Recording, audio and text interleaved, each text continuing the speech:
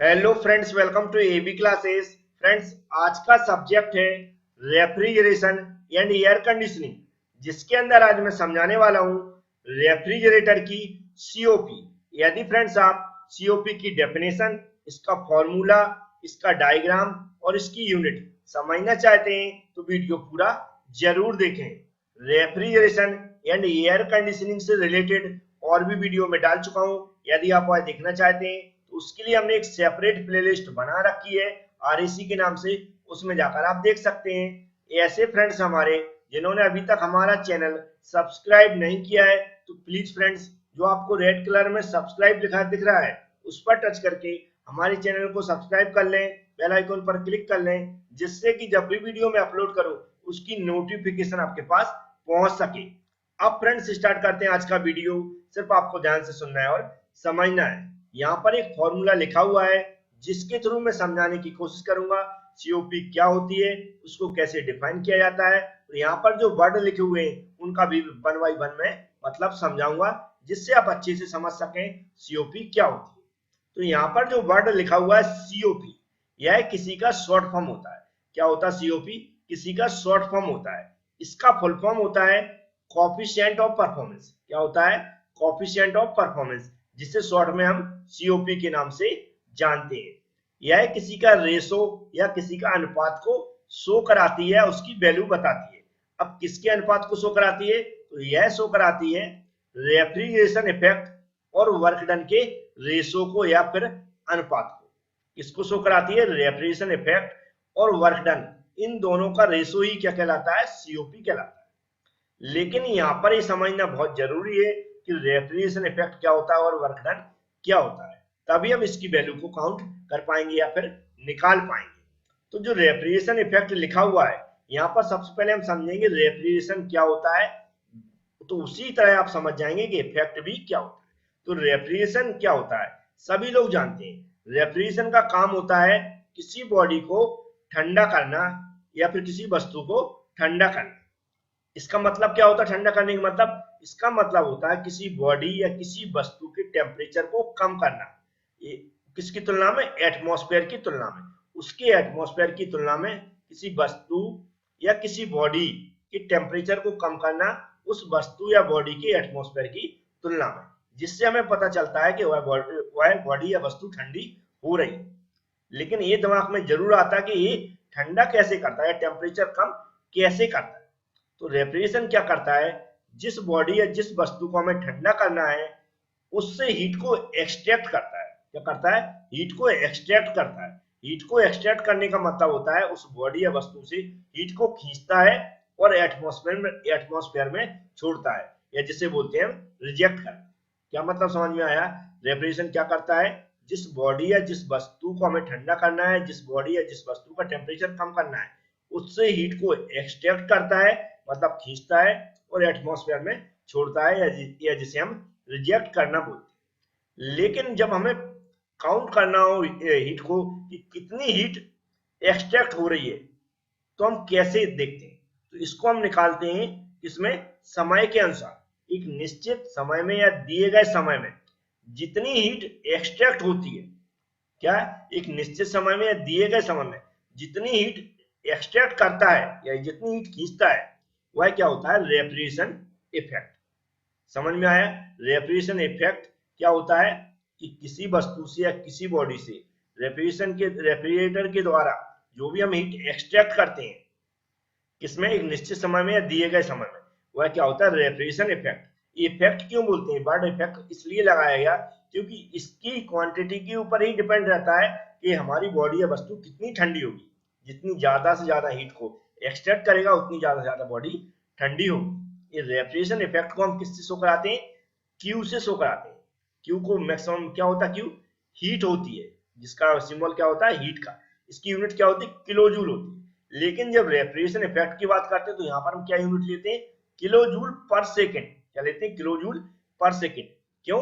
क्योंकि यहाँ पर हम समय के अनुसार हीट को काउंट करते हैं। किसके अनुसार? समय के अनुसार हीट को काउंट करते हैं, इसलिए हम क्या करते हैं? किलो जूल पर सेकेंड लेते हैं, और जूल पर सेकेंड वॉट भी होता है। अब बात करते हैं वर्क डन की। वर्क डन आप सभी लोग जानते होंगे, जो भी हमारे रेफ्रिजरेटर पे इसके ऊपर वर्क किया जाता है। वर्क मतलब होता है जो हम पावर देते हैं, इसको हम जो पावर दे रहे हैं, जब पावर देते हैं तभी ये रेफ्रिजरेशन वर्क करता है और हमारी बॉडी या किसी वस्तु को ठंडा करता है। तो हम जो पावर दे रहे हैं, जो हम लाइट चालू करते हैं, जो लाइट से इसको चलाते हैं, वह क्या होता है, वर्क डन। तो वर्क डन की भी यूनिट वही होगी जो रेफ्रिजरेशन इफेक्ट की होगी। तो वर्क डन की भी यूनिट हम क्या लिखते हैं, किलो जूल पर सेकेंड। ठीक है, पर मिनट भी हो सकता है, पर आवर्स भी हो सकता है, मतलब समय की यूनिट हो सकती है। इतना समझ में आ गया होगा। तो वर्क डन को भी आप लोगों ने मैक्सिमम देखा होगा, किलोवाट में लिखा रहता है। तो किलोवाट का मतलब भी ये वाट क्या होता है, जूल पर सेकेंड। तभी हम क्या करते हैं, किसी भी यूनिट में डाटा दिया हो तो उसको सेकेंड में हम कन्वर्ट करते हैं। तो ये दोनों भी आपको समझ में आ गया होगा, रेफ्रिजरेशन इफेक्ट क्या होता है, वर्क डन क्या होता है।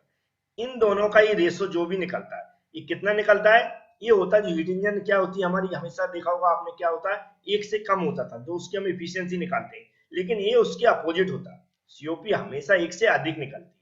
कितनी निकलती है, एक से अधिक निकलती है। और जितनी बढ़ती जाती है उतनी ही सीओपी क्या होती है, अच्छी होती है। क्यों, क्योंकि यहाँ पर अगर हम रेफ्रिजरेशन इफेक्ट की मात्रा बढ़ाएंगे, क्वांटिटी बढ़ाएंगे और वर्क डन कम कर देंगे, तो क्या होगा, सीओपी 1 से और अधिक बढ़ती चली जाती है।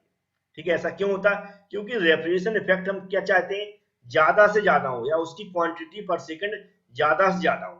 क्योंकि जितनी ज्यादा हम हीट को एक्सट्रैक्ट करेंगे उतनी ज्यादा बॉडी हमारी ठंडी होगी। लेकिन हम चाहते क्या है, वर्क डन हमें कम से कम करना पड़े।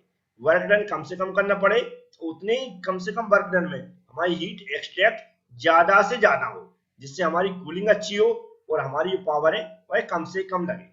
इसलिए क्या होता है, जब वर्क डन कम होगा और जो रेफ्रिजरेशन जो हीट एक्सट्रैक्ट बोल सकते हैं इसको, हीट एक्सट्रैक्ट या हीट की जो मात्रा अधिक होगी, तो क्या होगी, इसकी वैल्यू सीओपी क्या होगी, बढ़ेगी।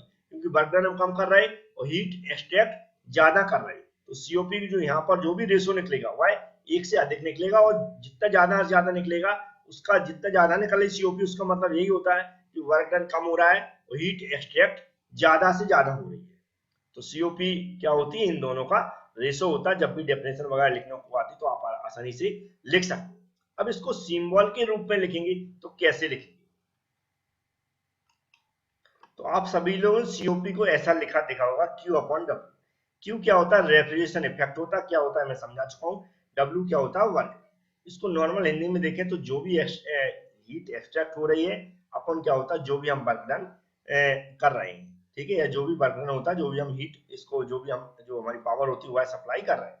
ये क्यू क्या होता है, यहाँ पर देखेंगे तो ये क्यू क्या होता है, amount of heat extract in the refrigerator. ये अमाउंट रेफ्रिजरेशन जो भी प्रोड्यूस कर रहा है इसी के ऊपर डिपेंड करता है, इसलिए इफेक्ट बोलते हैं। या इसकी कैपेसिटी ऑफ रेफ्रिजरेटर भी बोलते हैं इसको।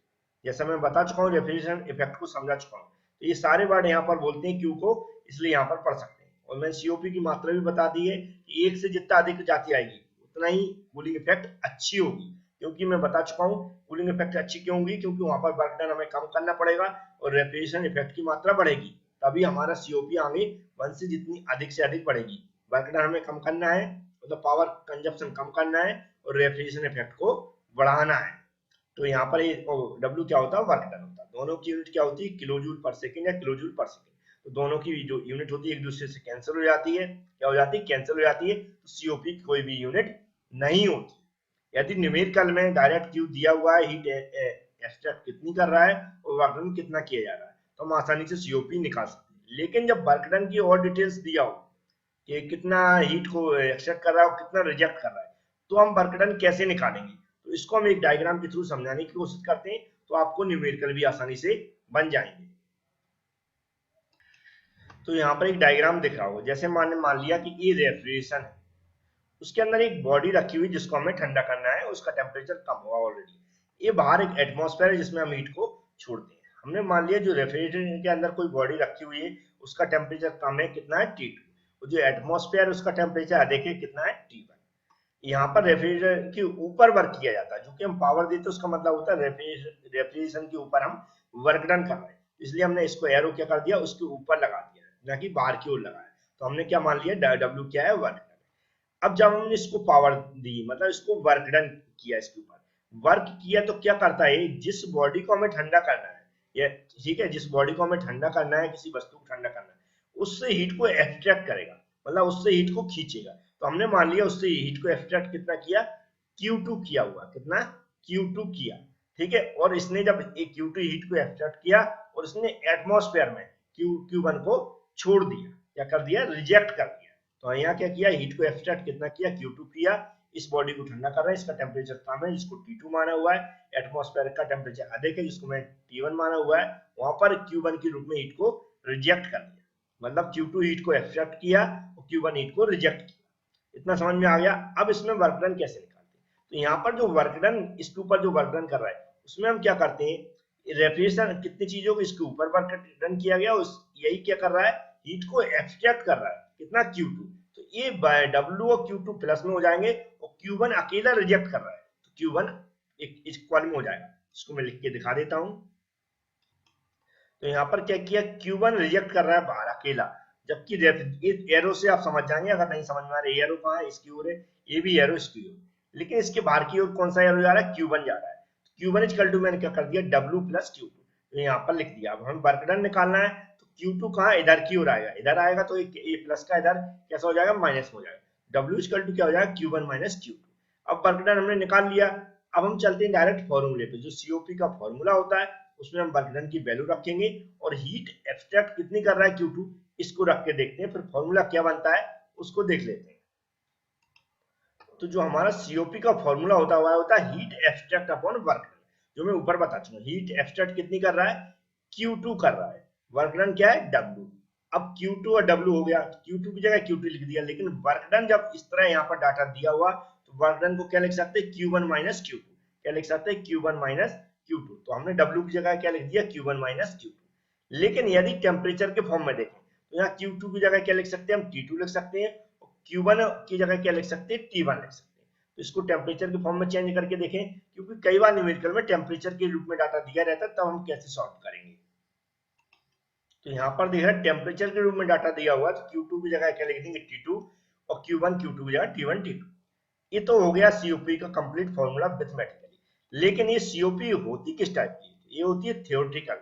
जो भी हम डाटा के थ्रू जो COP निकाल रहे हैं, यह होती है थियोरेटिकल COP। थियोरेटिकल मतलब जो भी हमारे पास कोई एक डाटा है, जिसको हमने अपने अकॉर्डिंग जो भी उसकी कंसिडर किया हुआ है, क्योंकि जो एक्चुअल COP होती है वो होती है परफॉर्मेंस करने के बाद। परफॉर्मेंस करने से पहले क्या COP होती है, थियोरेटिकल COP होती है। जो हमारा डाटा है उसके अकॉर्डिंग हमने COP निकाली है। लेकिन एक्चुअल COP कौन सी होती है, जो अब जब हमारा रेफ्रिजरेटर वर्क करेगा, उस वर्क के बाद हम जो निकालते हैं वह होगी रेफ्रिजरेटर की एक्चुअल COP। अब लेकिन जो इन दोनों का रेशो भी कुछ कहलाता है, तो वह होता है रिलेटिव COP। क्या होती है, रिलेटिव COP। उसका भी मैं डेफिनेशन बता देता हूँ। तो यहाँ पर एक रिलेटिव COP का फॉर्मूला लिखा हुआ है, कई बार इसके ऊपर भी क्वेश्चन पूछ लेते हैं, तो हम कैसे जवाब दें। तो एक्चुअल COP दी होगी, थियोरेटिकल COP दी होगी, इन दोनों का रेशो क्या कहलाता है, रिलेटिव COP। तो ये भी आपको समझ में आ गया होगा। तो फ्रेंड्स, जो भी मैंने कोशिश की समझाने की, हमें उम्मीद है आपको समझ में आया होगा। वीडियो को लाइक करें, शेयर करें। Thank you friends.